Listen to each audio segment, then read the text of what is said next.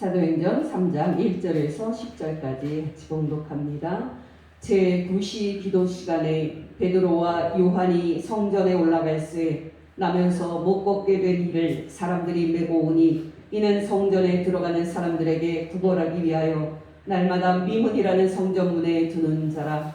그가 베드로와 요한이 성전에 들어가려 함을 보고 구걸하거늘 베드로가 요한과 더불어 주목하여 이르되 우리를 보라 하니 그가 그들에게서 무엇을 얻을까 하여 바라보거늘 베드로가 이르되 은과 금은 내게 없거니와 내게 있는 이것을 내게 주노니 나사렛 예수 그리스도의 이름으로 일어나 걸으라 하고 오른손을 잡아 일으키니 발과 발목이 곧 힘을 얻고 뛰어서서 걸으며 그들과 함께 성전으로 들어가면서 걷기도 하고 뛰기도 하며 하나님을 찬송하니 모든 백성이 그 걷는 것과 하나님을 찬송함을 보며 그가 본래 성전 미문에 앉아 구걸하던 사람인 줄 알고 그에게 일어난 일로 인하여 심히 놀랍게 여기며 놀라니라. 아멘. 우리는 지난주에 오순절 날에 성령께서 예수님의 제자들에게 임한 의미를 생각했습니다. 여러분 기억하시기 바랍니다. 예수님께서 하늘로 올라가신 후 10일 후인 오순절 날에 예수님께서는 제자들에게 성령을 부어 주셨습니다. 예수님은 그날에 성부 하나님으로부터 성령을 받아서 제자들에게 부어 주셨습니다. 이것은 50일 전에 유대인들이 그리스도를 사칭한다고 생각을 해서 십자가에 못 박은 예수님이 사실은 하나님이 보내신 그리스도가 맞다는 하나님의 선언이었습니다.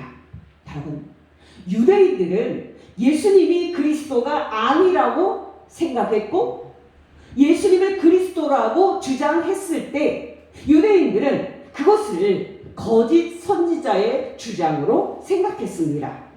여러분, 누가복음 23장을 보면 유대인들이 예수님을 왜 십자가에 못 박아 죽였는지 그 이유가 나옵니다. 그때 여러분, 유대인들이 예수님을 본디오 빌라도에게 끌고 와서 고발할 때 예수님이 어떤 죄를 지었다고 고발을 했는지 아십니까? 두 가지입니다. 하나는 예수님이 거짓 선지자라는 주장이었습니다.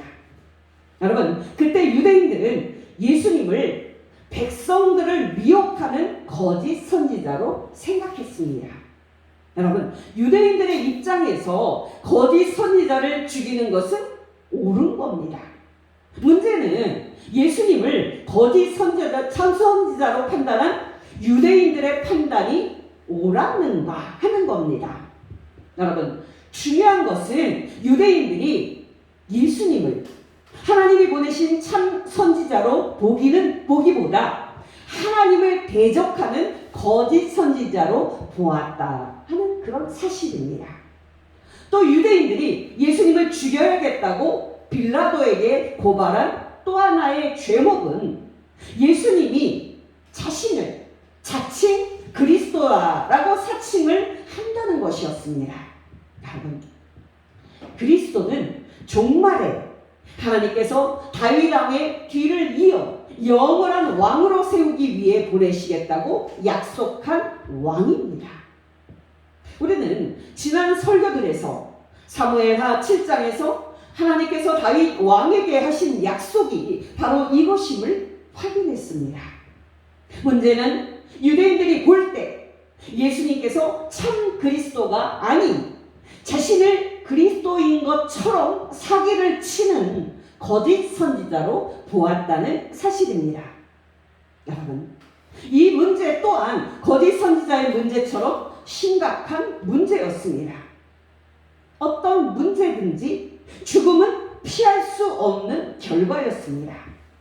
이 문제는 유대인의 판단이 맞는지 예수님의 주장이 맞는지 법정에서 판단을 해야 할 중요한 문제였습니다. 답은 여기서 제가 말하는 법정은 근본적으로 하나님이 판단하시는 법정을 의미하는 겁니다. 답은 유대인들이 볼 때에 예수님은 하나님 보시기에 거짓 선지자가 맞다고 믿었습니다.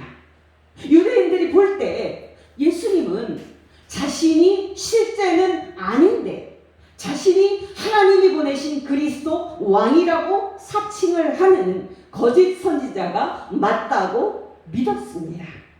그래서 유대인들은 예수님을 죽어 마땅한 죄인이라고 생각을 하고 예수님을 본디오 빌라도에게 끌고 와서 고발을 한 겁니다. 누가복음 23장 1절 2절 무리가 다 일어나 예수를 빌라도에게 끌고 가서 고발하여 이르되 우리가 이 사람을 보매 우리 백성을 미혹하고 가이사에게 세금 바치는 것을 금하며 자칭 왕 그리스도라 하더이다 하니. 이제 유대인들의 두 가지 고소를 듣고 빌라도가 예수님을 신문하기 시작했습니다. 빌라도의 질문은요 분명했습니다. 네가 유대인의 왕이 맞느냐? 네가 유대인들이 종말에 올 것이라고 기대한 그리스도 왕이 맞느냐? 빌라도의 이 질문에 예수님의 대답도 분명했습니다. 네 말이 옳도다.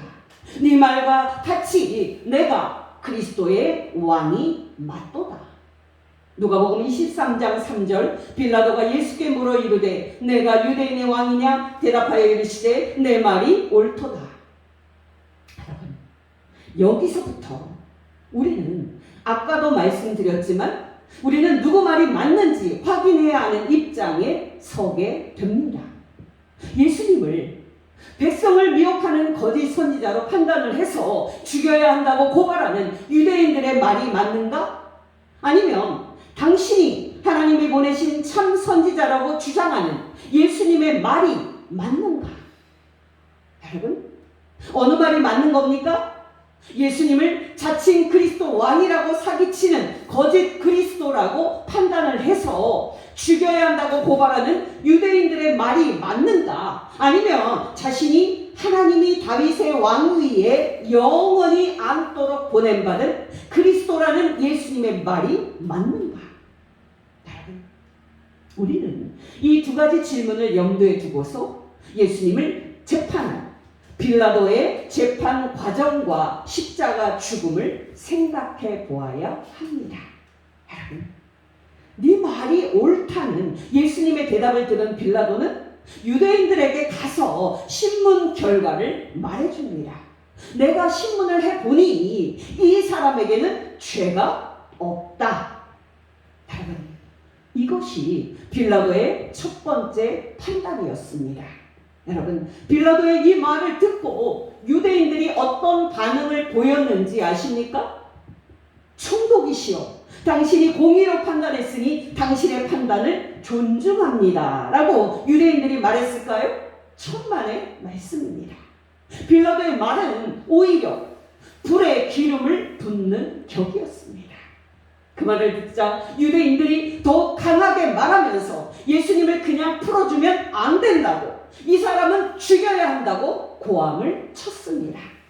여러분, 유대인들의 이 고함이 얼마나 압박이 심했는지 빌라도는 예수님을 풀어주지 못하고 예수님을 헤롯에게로 보냅니다. 여러분, 여기 헤롯은 헤롯 대왕의 아들로 헤롯 안티파스라는 왕입니다. 그때 헤롯 안티파스는 북쪽 갈릴리와 그 인근 지방을 다스리고 있었습니다. 마침 그때 헤롯 안티파스는 예루살렘에 와 있었습니다. 유대인들이 예수님이 갈릴리에서부터 시작을 해서 예루살렘까지 와서 백성들에게 거짓을 가르치는 거짓 선지자니 죽여야 한다고 주장을 할 때 빌라도는 예수님이 갈릴리 사람인 것을 알고 헤롯 안티파스에게 재판 책임을 넘깁니다. 누가복음 23장 1절에서 7절 무리가 다 일어나 예수를 빌라도에게 끌고 가서 고발하여 이르되 우리가 이 사람을 보매 우리 백성을 미혹하고 가이사에게 세금 바치는 것을 금하며 자칭 왕 그리스도라 하더이다 하니 빌라도가 예수께 물어 이르되 내가 유대인의 왕이냐? 대답하여 이르시되 내 말이 옳도다.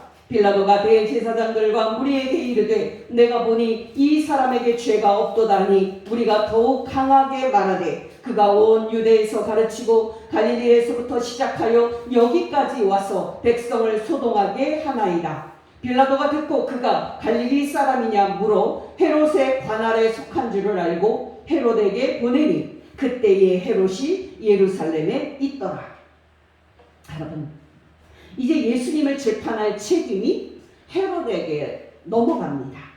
여러분, 예수님을 심판한 헤롯의 신문은 특이할 것이 없습니다.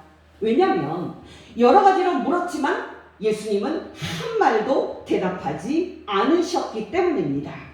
변하지 않는 것은 유대인들의 태도입니다. 유대인들의 지도자들인 대제사장들과 서기관들은 헤롯 앞에서도 예수님을 고발하는데 힘을 다했습니다. 결국에 이제 헤롯은 예수님에게는 죽일 죄가 없다고 판단하고 이제 빌라도에게 예수님을 돌려보냈는데요. 그때 예수님은 업신여김과 희롱을 받으셨고 업신여김의 표시로 빛난 옷을 입혀서 빌라도에게 다시 갔습니다. 누가복음 23장 8절에서 12절 헤롯이 예수를 보고 매우 기뻐하니 이는 그의 소문을 들었으므로 보고자 한지 오래였고 또한 무엇이나 이적 행하심을 볼까 바랐던 영고로라. 여러 말로 물으나 아무 말도 대답하지 아니하시니 대제사장들과 서기관들이 서서 힘써 고발하더라. 헤롯이 그 군인들과 함께 예수를 업신여기며 희롱하고 빛난 옷을 입혀 빌라도에게 도로 보내니 헤롯과 빌라도가 전에는 원수였으나 당일에 서로 친구가 되니라.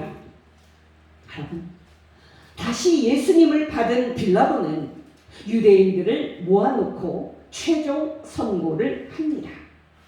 너희가 이 사람이 백성을 미혹하는 거짓 선지자라 하여 내게 끌고 왔도다.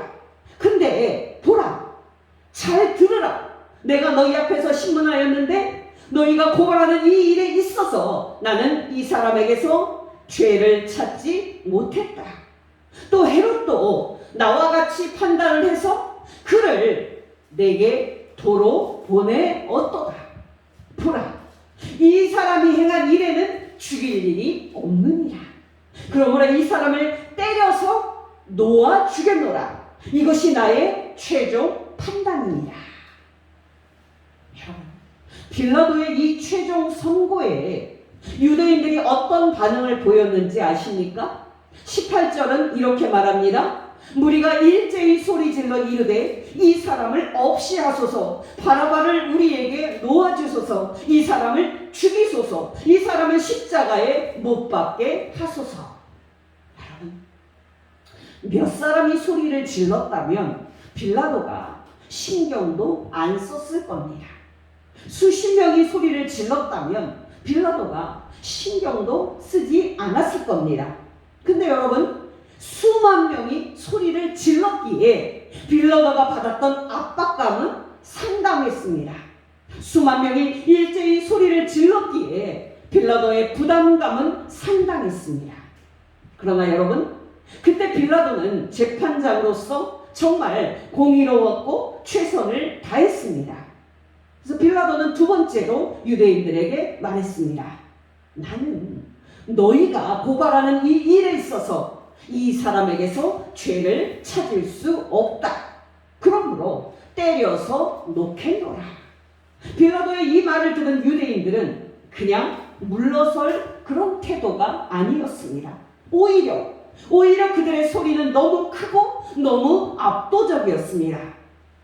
이제 세 번째로 빌라도는 유대인들에게 말합니다. 여러분, 이때 빌라도의 말은 호소에 가까웠습니다. 빌라도는 너무 답답한 마음에 이 사람이 무슨 악한 일을 했기에 너희가 이 사람을 죽이려고 하느냐? 나는 때려서 놓겠노라. 이렇게 말을 합니다. 여러분, 성경은 이때의 상황을 이렇게 말합니다. 23절, 24절 그들이 큰 소리로 재촉하여 십자가에 못 박기를 구하니 그들의 소리가 이기니라. 이에 빌라도가 그들이 구하는 대로 하기를 언도하고 그들이 요구하는 자 곧 밀란과 살인으로 말미암아 옥에 갇힌 자를 놓아주고 예수는 넘겨주어 그들의 뜻대로 하게 하니라. 정말 유대인 군중들의 외침과 소리는 굉장했습니다. 로마 총독 본디오 빌라도도 결국은 그 소리에 항복을 할 정도로 유대인 군중들의 소리는 위압적이었고 무서운 것이었습니다.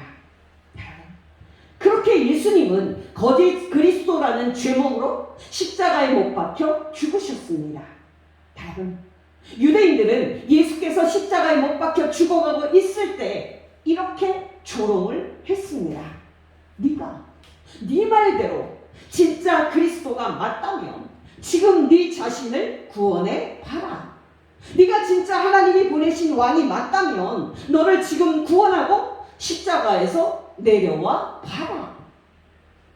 누가복음 23장 35절에서 38절 백성은 서서 구경하는데 관리들은 비웃어 이르되 저가 남을 구원하였으니 만일 하나님이 택하신 자 그리스도이면 자신도 구원할지어다 하고 군인들도 희롱하면서 나와 신 포도주를 주며 이르되 내가 만일 유대인의 왕이면 네가 너를 구원하라 하더라. 그의 위에 이는 그 유대인의 왕이라 쓴 배가 있더라. 마가복음 19장 29절에서 32절 지나가는 자들은 자기 머리를 흔들며 예수를 모욕하여 이르되 아하 성전을 헐고 사흘에 짓는 자는 자여 네가 너를 구원하여 십자가에서 내려오라 하고 그와 같이 대제사장들도 서기관들과 함께 희롱하며 서로 말하되 그가 남은 구원하였으되 자기는 구원할 수 없도다. 이스라엘의 왕 그리스도가 지금 십자가에서 내려와 우리가 보고 믿게 할지어다 하며 함께 십자가에 못 박힌 자들도 예수를 욕하더라. 여러분, 예수님이 십자가에 못 박힌 시간은 아침 9시였습니다.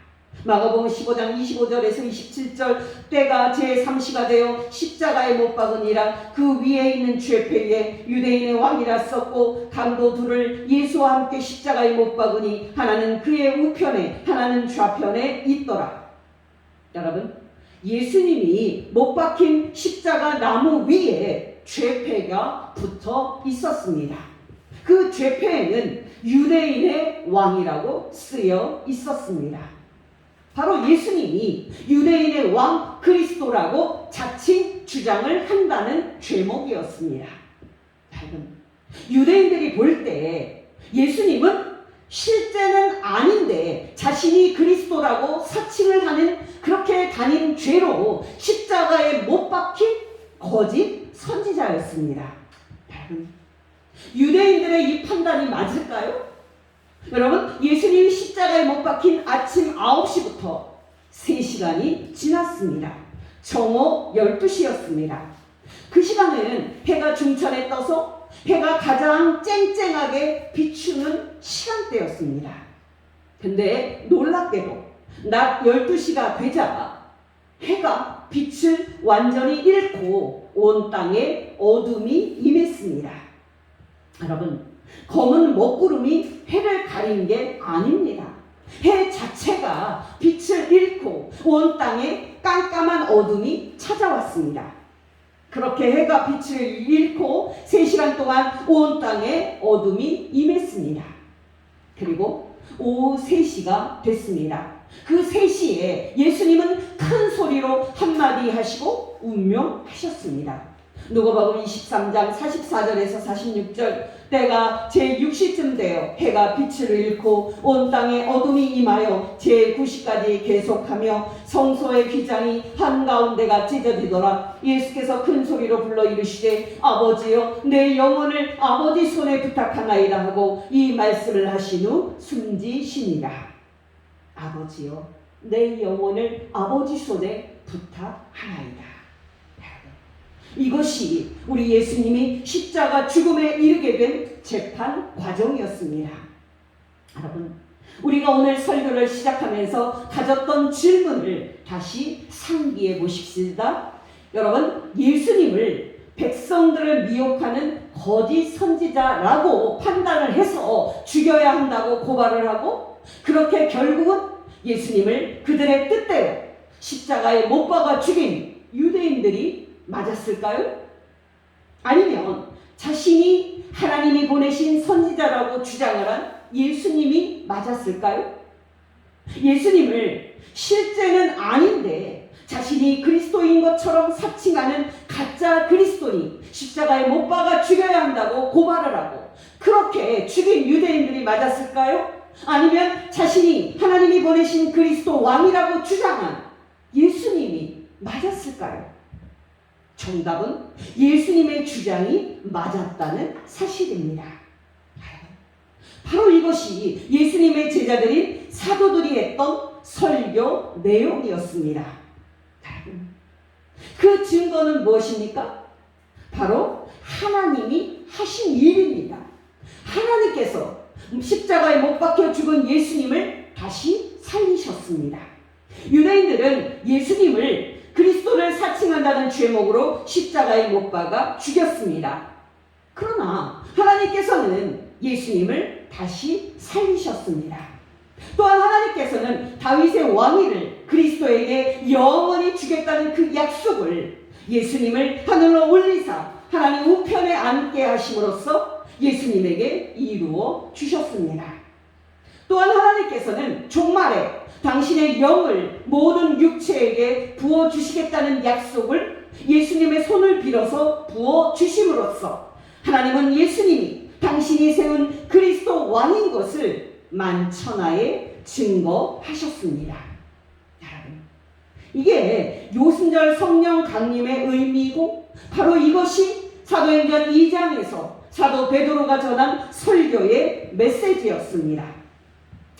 사도행전 2장 22절에서 24절 이스라엘 사람들아 이 말을 들으라. 너희도 아는 바와 같이 하나님께서 나사렛 예수로 큰 권능과 기사와 표적을 너희 가운데서 베푸사 너희 앞에서 그를 증언하셨느니라. 그가 하나님께서 정하신 뜻과 미리 아신 대로 내준 바 되었거늘 너희가 법 없는 자들의 손을 빌려 못 박아 죽였으나 하나님께서 그를 사망의 고통에서 풀어 살리셨으니 이는 그가 사망에 매여 있을 수 없었습니다. 2장 29절에서 36절 형제들아 내가 조상 다윗에 대하여 담대히 말할 수 있노니 다윗이 죽어 장사되어 그 묘가 오늘까지 우리 중에 있도다. 그는 선지자라 하나님이 이미 맹세하사 그 자손 중에서 한 사람을 그 위에 앉게 하리라 하심을 알고 미리 본고로 그리스도의 부활을 말하되 그가 옹부에 버림이 되지 않고 그의 육신이 썩음을 당하지 아니하시리라 하더니 이 예수를 하나님이 살리신지라 우리가 다 이 일의 증인이로다.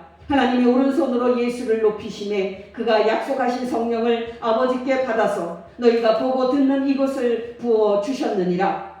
다윗은 하늘에 올라가지 못하였으나 친히 말하여 이르되 주께서 내 주에게 말씀하시기를 내가 내 원수로 내 발등상이 되게 하기까지 너는 내 우편에 앉아있으라 하셨도다 하였으니 그런즉 이스라엘 온 집은 확실히 알지니 너희가 십자가에 못 박은 이 예수를 하나님이 주와 그리스도가 되게 하셨느니라 하니라. 여러분 특히 33절을 기억하시기 바랍니다. 예수께서 성령을 제자들에게 부어주신 것은 하나님께서 오른손으로 예수님을 하늘로 높이셨고 예수님이 하나님 우편에 앉아 계신 왕인 것을 증명한 겁니다. 이것은 예수님이 당신이 보내신 그리스도 왕이 맞다고 만천하에 선포하신 하나님의 증거였습니다. 저는 말씀을 준비하면서 놀라운 사실을 알게 됐습니다. 하늘에 올라가서 하나님 우편에 앉아 계신 그리스도 예수께서 제자들에게 오순절날에 성령을 부어주셨는데 그 시간이 아침 9시였습니다. 그 시간은 하루를 시작하는 시간입니다. 그 시간은 그 아침부터 사람들이 술 먹고 해롱해롱하는 시간이 아닙니다. 제자들이 성령을 받고 방언으로 하나님의 큰 일을 말할 때에 어떤 유대인들은 제자들이 새 술에 취했다고 말할 정도로 제자들의 모습은 이상했습니다. 그때 사도 베드로는 이렇게 말하면서 오순절 성령 강림의 의미를 설교하기 시작했습니다.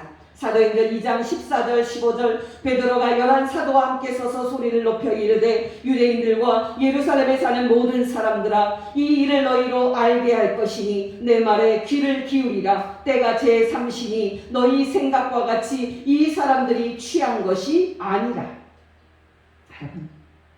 제자들이 하나님 우편에 앉으신 예수님으로부터 성령을 받은 시간은 아침 9시였습니다. 바로 예수님께서 십자가에 못 박힌 시간이었습니다. 여러분, 이것은 우리가 성금요일 아침 9시를 기억하는 것도 큰 의미가 있을 겁니다. 여러분, 중요한 것은 오순절 성령 강림의 의미입니다. 앞에서도 말씀을 드렸지만 하나님에 의해서 다시 살림을 받고 하늘에 올리우사 하나님 우편에 안침을 받은 예수님께서는 오순절 날에 제자들에게 성령을 부어주심으로써 당신께서 하나님이 세우신 영원한 왕이요 그리스도인 것을 만천하에 증거하셨습니다.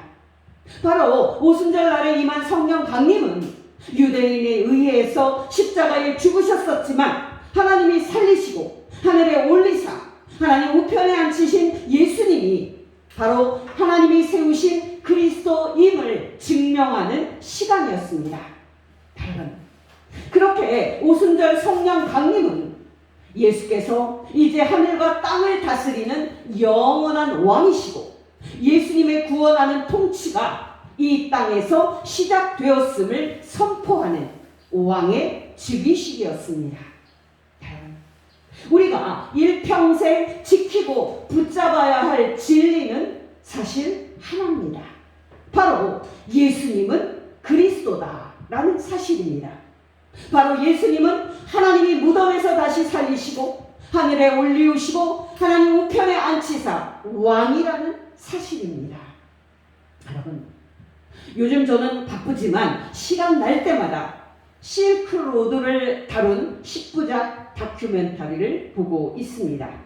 여러분, 저는 그 다큐를 보면서 남북한이 통일이 돼서 우리가 자가용으로 실크로드를 갈 수 있다면 얼마나 좋을까라는 생각을 했습니다.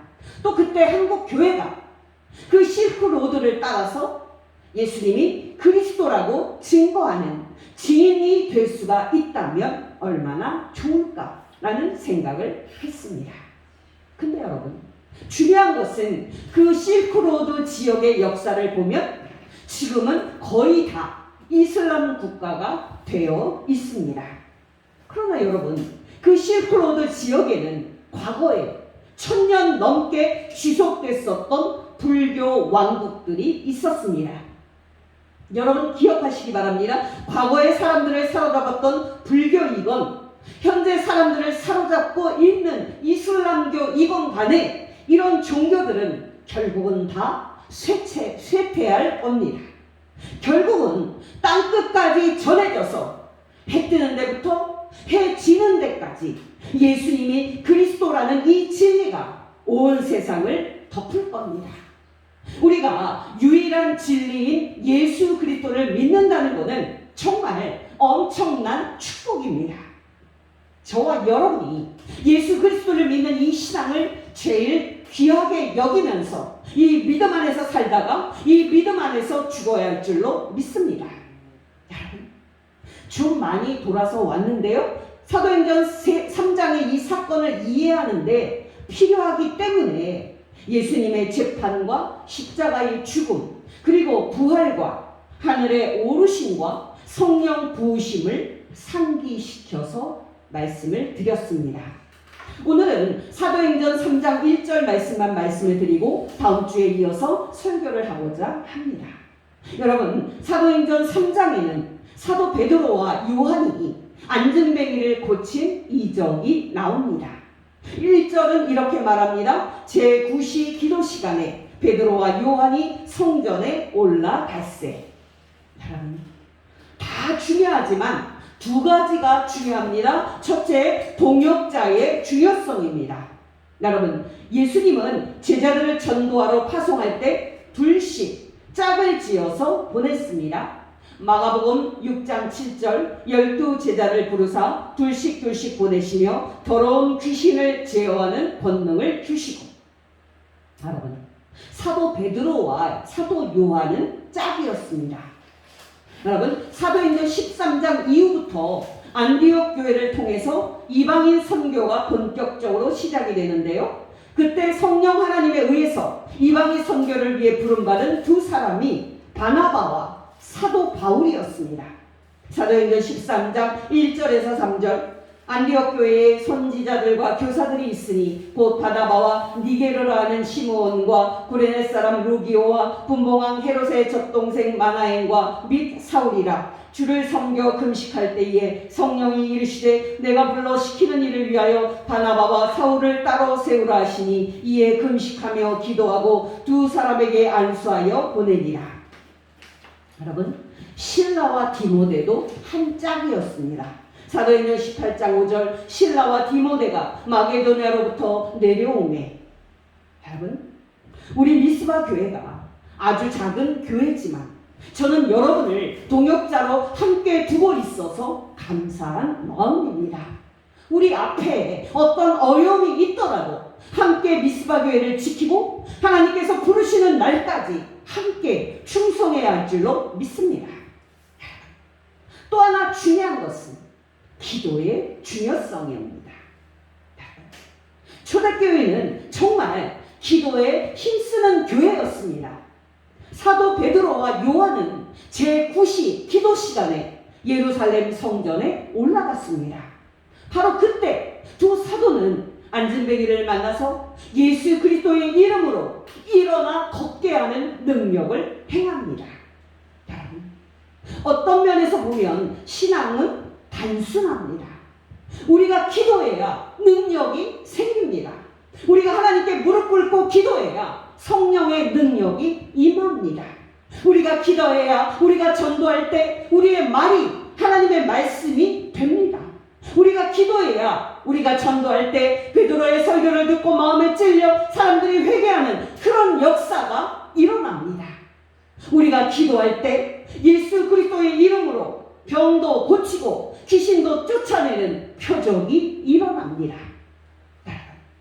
정말 사도들은 기도하는 사람들이었습니다.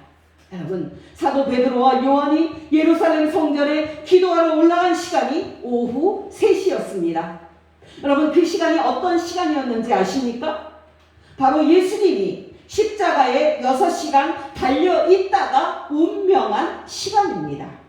성경은 그 시간이 예수님이 죽으신 시간이라 사도들이 기도하러 갔다고 말하지는 않지만은 분명히 그 시간에 예수님이 운명하셨기 때문에 그 시간을 기억을 해서 기도했을 가능성도 클 겁니다.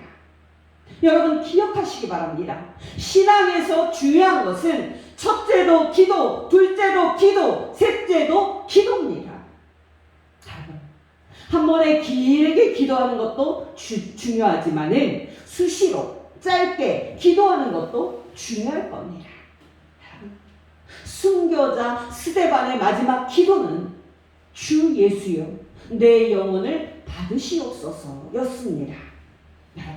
히브리서 3장 1절은 우리에게 예수를 깊이 생각하라고 권면하고 있습니다. 히브리서 3장 1절 그러므로 함께 하늘의 부르심을 받은 거룩한 형제들아 우리가 믿는 도리의 사도이시며 대제사장이신 예수를 깊이 생각하라. 우리가 수시로 예수님을 깊이 생각하면서 짧지만 주 예수여 저를 도와주소서라고 기도해도 좋을 겁니다. 여러분, 실크로드가 본격 시작되는 곳에는 그 유명한 돈항이라는 곳이 있습니다. 그곳에는 약 500개나 되는 굴들이 있는데 그곳을 막고굴이라고 합니다. 그 굴 속에는 1000년 동안 그곳에서 융성했던 불교 벽화들이 그려져 있습니다. 근데 여러분, 그 돈황은 타클라마칸 사막 한가운데 있는데요. 그곳에 불교 사원이 있고 사람들이 살 수 있었던 것은 그곳에 오아시스가 있기 때문이었습니다. 여러분 생각해 보세요. 사방으로는 모래사막이 펼쳐져 있는데 그곳에만 물이 모여있는 오아시스가 있습니다. 여러분 우리가 기도한다는 것은 바로 사막 한복판 같은 세상에서 거기만 들어 물이 있는 오아시스에 가 있는 그런 차원일 겁니다. 여러분 세상 사람들은 살아가는데 어려운 이유들을 여러 가지를 이야기를 할 것입니다. 환경이 어렵고 경제 생활도 어렵고 또 어렵고 계속 세상 사람들은 어려운 이유들을 댈 겁니다. 그러나 여러분은 그렇게 하지 마시기를 바랍니다. 여러분을 도우시는 예수님이 계시고 여러분이 기도할 때 응답하시는 예수님을 붙잡고 기도에 힘쓰는 여러분 되시기를 예수 이름으로 축원합니다. 히브리서 4장 14절에서 16절 그러므로 우리에게 큰 대제사장이 계시니 승천하시니 곧 하나님의 아들 예수시라. 우리가 믿는 도리를 굳게 잡을지어다. 우리에게 있는 대제사장은 우리의 연약함을 동정하지 못하실 리가 아니요 모든 일에 우리와 똑같이 시험을 받으신 이로되 죄는 없으시니라. 그러므로 우리는 긍휼하심을 받고 때를 따라 돕는 은혜를 얻기 위하여 은혜의 보좌 앞에 담대히 나아갈 것이니라. 내가 늘 의지하는 예수 나의 상처 입은 심령을 불쌍하게 여기사 위로하여 주시니 미쁘신 나의 좋은 친구 내가 의지하는 예수 나의 사모하는 친구 나의 기도 들으사 응답하여 주시니 미쁘신 나의 좋은 친구 주의 손 의지하고 살 때 나를 해할 자가 없도다. 주님 나의 마음을 크게 위로하시니 미쁘신 나의 좋은 친구 내가 의지하는 예수 나의 사모하는 친구 나의 기도 들으사 응답하여 주시니 미쁘신 나의 좋은 친구 내가 요단강 건너가며 마음이 두려워서 떨 때도 주가 인도하시니 어찌 두려워하랴 미쁘신 나의 좋은 친구 내가 의지하는 예수 나의 사모하는 친구 나의 기도 들으사 응답하여 주시니 미쁘신 나의 좋은 친구 이후에 천국 올라가서 모든 성도들과 다 함께 우리들을 구하시 주를 찬양하리라 미쁘신 나의 좋은 친구 내가 의지하는 예수 나의 사모하는 친구 나의 기도 들으사 응답하여 주시니 미쁘신 나의 좋은 친구 기도하겠습니다. 하나님 아버지 우리를 사랑하여 주셔서 예수 그리스도를 믿는 믿음을 주신 것 진심으로 감사드립니다. 하나님 아버지 우리가 특히 이 세상을 살아갈 때에 예수 그리스도께서 살아계셔서 하나님 우편에 앉으셔서 하늘과 땅을 통치하시는 왕인 것을 기억하게 하옵소서. 또한 수시로 하나님과 예수 그리스도께 기도함으로 은혜와 도움과 능력을 받아서 사는 날 동안 성삼위 하나님을 기쁘시게 하며 다른 사람들에게 복음을 전하게 하옵소서. 예수님의 이름으로 기도합니다. 아멘.